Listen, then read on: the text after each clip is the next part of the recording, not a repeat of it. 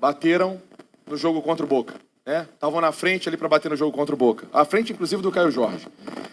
Ambos bateram muito bem na ocasião, né? O Cruzeiro foi bem.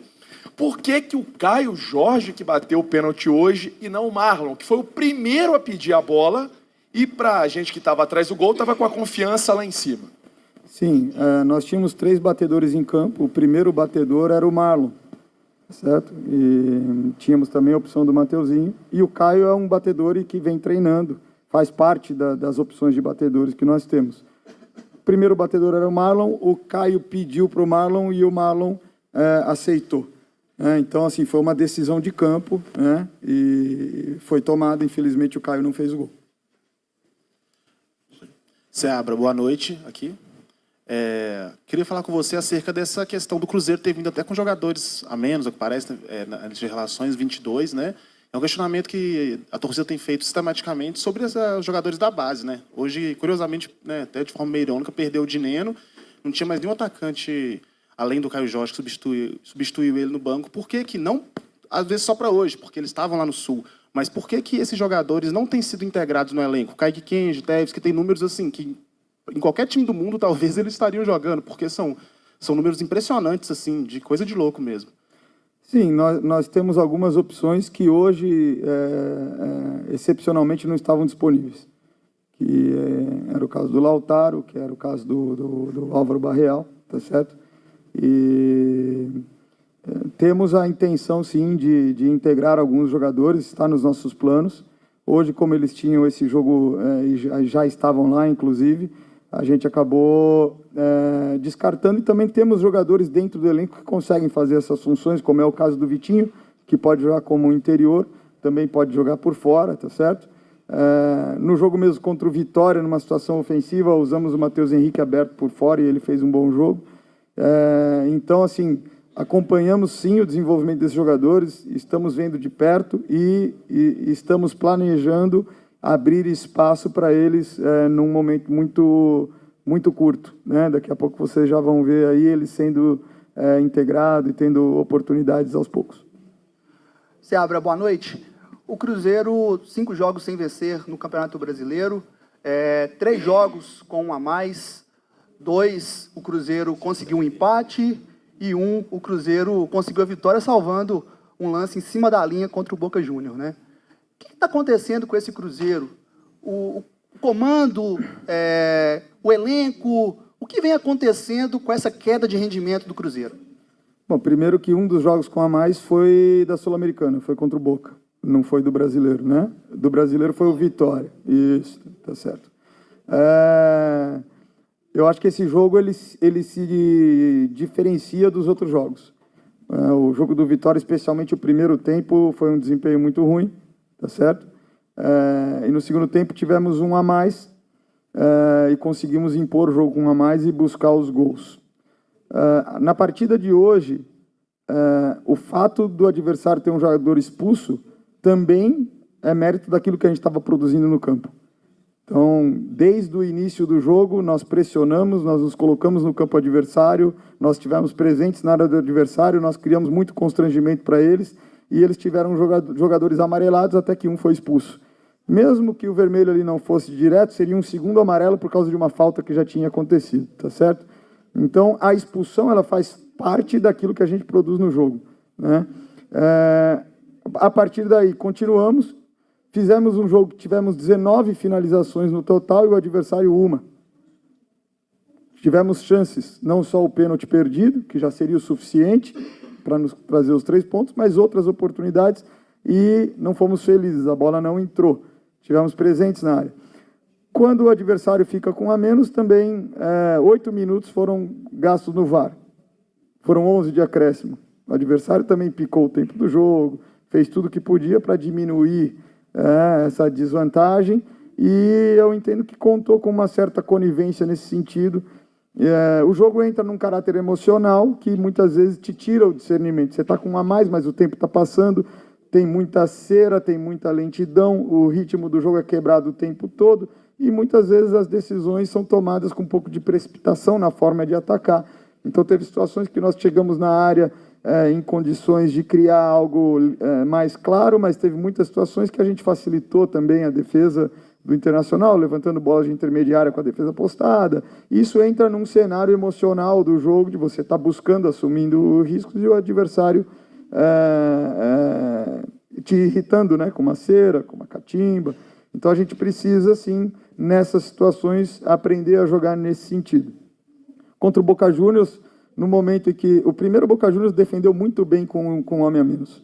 Teve muito mérito em se defender com um homem a menos. Né? Tem muita competência e qualidade defensiva. Segundo que, no momento em que nós fomos para o aperto final, nós criamos 2 chances. E o goleiro fez 2 defesas espetaculares. Na cavada do Matheus Pereira, na cabeçada do Arthur. Tivemos uma bola passando no canal em que o defensor foi muito bem, tirou o Dineno, aquela bola entre o goleiro e a defesa, e acabamos não entrando na segunda trave para completar. Então, nesse aperto, sofremos um contra-ataque, né? Faz parte do jogo, numa situação de 1 contra 1, um erro de cálculo, eles tiveram aquela situação. Hoje não tiveram nenhuma, né? Então, o que faltou hoje para a gente foi o gol. Porque nos outros jogos, sim, nós entramos sem ser tão impositivo defensivamente no campo de ataque. Hoje fomos, quando estava 11 contra 11. Nós não conseguimos quebrar a pressão do adversário e jogar no campo adversário. Hoje nós conseguimos, tá certo? Então, desde o 11 contra 11, não foi depois do 11 contra 10. E depois do 11 contra 10, o jogo fica simples para o adversário. É só se defender e apostar num erro, tá certo? Então, fica mais simples cumprir as missões que eles têm que cumprir. Coube a gente conseguir empurrá-los e tentar criar chances de uma maneira que permitisse criar situações com um pouco mais de qualidade. Em alguns momentos, jogamos bola na área, como falei, e em outros conseguimos empurrar. Então, acho que esse jogo ele se separa dos outros que você está comentando, porque a equipe teve outra postura. Seabra, boa noite, Helder Ferreira, canal A Voz Celeste. Eu costumo dizer, em off com os amigos, que, na teoria, toda entrevista coletiva cedida por você é uma aula que você nos dá. Você entende muito de bola, a gente percebe isso, não é à toa que você está com uma das camisas mais poderosas do futebol do Brasil. Mas tem um detalhe importante, a dificuldade de você fazer com que os jogadores coloquem isso em prática. Teoricamente, você tem resposta para tudo. Mas o que está faltando para que os jogadores assimilem o que você está ensinando para eles e nos ensinando a cada entrevista coletiva? Boa noite. Boa noite. Nós tivemos aí uma preparação para o jogo que foi muito boa. Colocamos os pontos em que nós deixamos a desejar contra o Internacional no jogo que aconteceu no domingo. Tivemos um treino ontem que teve muita qualidade e uma boa apropriação dos jogadores da proposta. Esse treino já fez parte do plano de jogo e da preleção de hoje. E eu discordo com você em relação ao jogo de hoje, porque os jogadores entraram no campo fazendo aquilo que estava esperado, fazendo aquilo que estava planejado. Isso nos rendeu chances de gol, rendeu a expulsão do adversário e rendeu uma superioridade no primeiro tempo e depois no jogo como um todo. Então, sobretudo, o que nos falta para que isso fique mais aprofundado e se manifeste de forma melhor é treino. É treino. Quando nós não conseguimos ter sequência de treino e sequência de trabalho, o jogador tem muito pouca oportunidade para aquilo tudo que é passado para ele ser capaz de colocar em prática, porque, por exemplo, um treino de hoje, a gente fez ontem 25 minutos. É o que dá para fazer à véspera do jogo. Fizemos 14 minutos de construção média e média alta e 12 minutos de construção baixa. Os adversários têm subido mais a pressão. Quando a gente constrói de trás, a gente precisava elaborar algumas situações para ter algumas soluções caso isso acontecesse de novo, tá certo?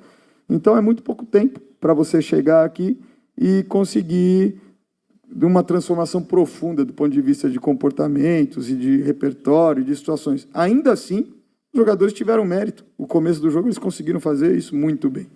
O Internacional teve muita dificuldade de entender como a gente estava jogando. Nós tivemos vantagem no início do jogo várias vezes com o Marlon atacando as costas do lateral direito. Por detalhes, não conseguimos criar uma chance clara de gol por ali. Tá certo? Então, na verdade, esse é sempre o desafio do treinador, mas eu entendo que o resultado não ter sido aquele que a gente esperava, não quer dizer que esse desempenho, essa compreensão hoje não tenha acontecido. Fernando, boa noite. Rubens, da Rádio Imperatriz, Ribeirão das Neves.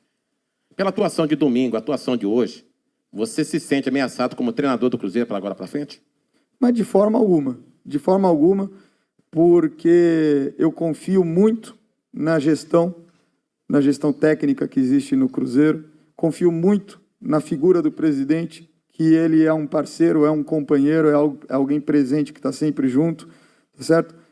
Edu Dracena, Paulo Pelaipe, sempre junto, apoiando, incentivando e também colocando os contrapontos que são necessários para que o trabalho evolua.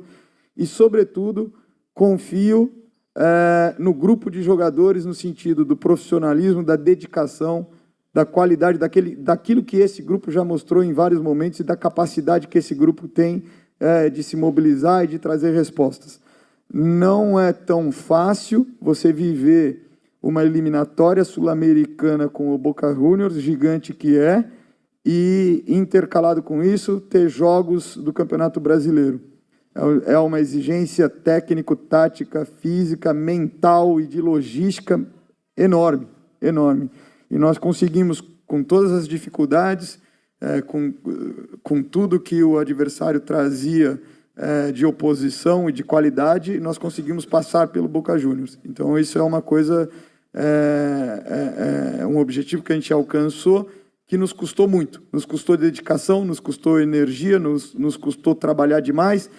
E os jogadores são seres humanos, né? Você vê que hoje, depois de um tempo daquela partida, o nível de mobilização, de energia, de rapidez no raciocínio, fluiu muito mais do que no domingo. No domingo, houve o esforço para que isso acontecesse.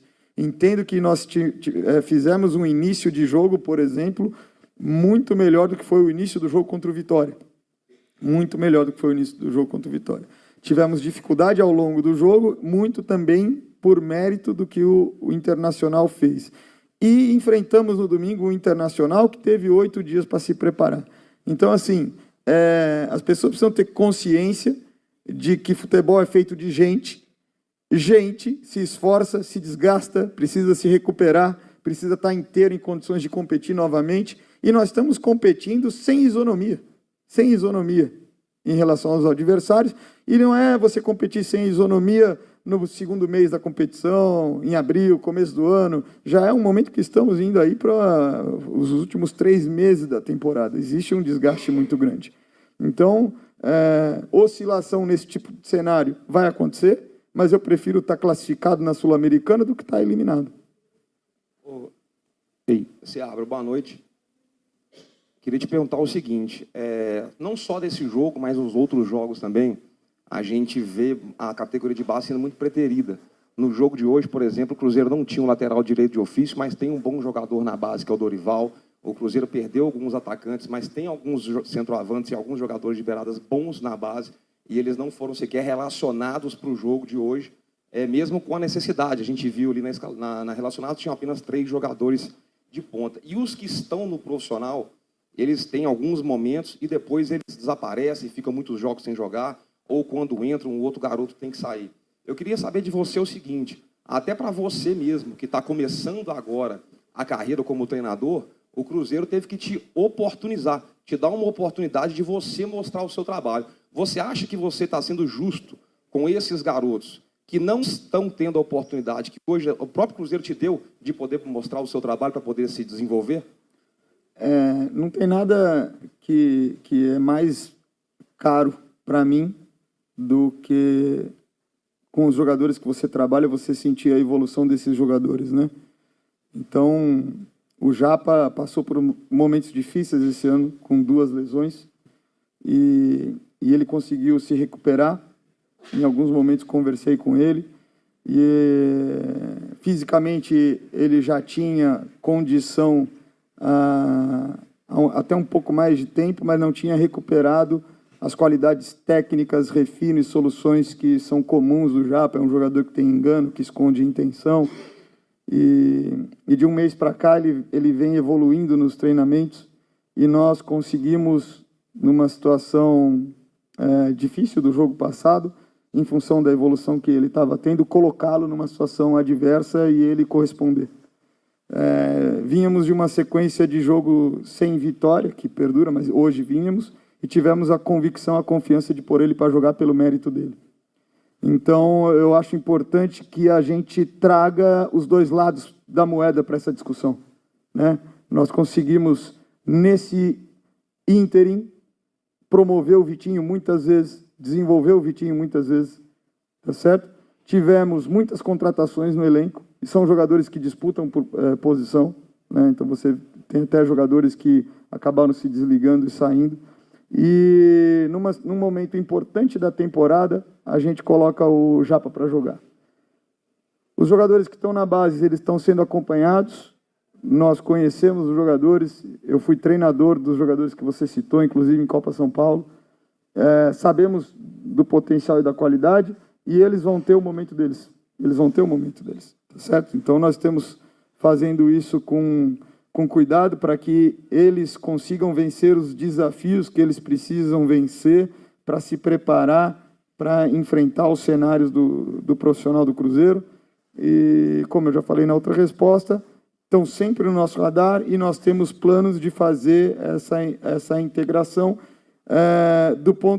sempre cuidando para que ela seja bem sucedida, para que a gente não prejudique o desenvolvimento de um desses jogadores, né? É importante que eles tenham a oportunidade no profissional, mas é importante que a gente consiga promover isso de uma forma que eles possam dar uma resposta para que a gente não prejudique a evolução e o desenvolvimento deles. Então, sou super favorável, gosto. No final do ano passado, nós disputávamos uma situação muito pior que hoje, que era o risco de rebaixamento, e o Japa vinha bem e jogou os jogos decisivos aí como titular e foi bem de novo. Então, assim, pode ter certeza que os jogadores estão sendo observados e eles vão ser oportunizados à medida que nós tivermos seguros daquilo que eles podem apresentar.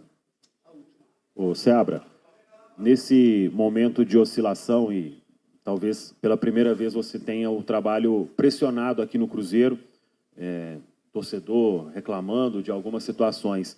Você se arrepende de alguma coisa neste percurso após a vitória sobre o Botafogo que tem acontecido? E aí eu acrescento um exemplo, talvez, jogadores contestados que hoje você...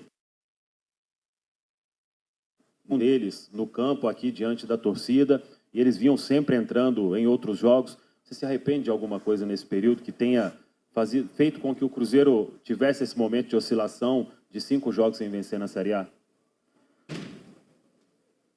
Olha, hoje, particularmente, nós precisamos de opções ofensivas para o cenário do jogo, né? Então, acho que é algo que os jogadores que entraram, eles ofereciam mais essas características, né? Em relação a esse período do Botafogo para cá, eu entendo que, na verdade, as oscilações que a gente teve de desempenho, em alguns momentos, elas ainda se devem às adaptações dos jogadores que foram sendo oportunizados terem mais domínio dos nossos movimentos. Nós perdemos um pouco de sincronia de pressão e perdemos um pouco de sincronia ofensiva e ganhamos em outros aspectos com as qualidades individuais e características que esses jogadores trouxeram. Entendo que nós conseguimos, para esse duelo de quartas de final da Sul-Americana, oferecer a minutagem necessária para que nós pudéssemos contar com o elenco de uma forma mais... com o elenco todo, né? Então, a gente tinha um desafio de chegar para esse duelo com o Boca, com todos com o mínimo de ritmo possível para que pudessem ser utilizados. E acho que isso foi determinante para que nós conseguíssemos enfrentar bem e conseguir o êxito sobre a equipe do Boca Juniors.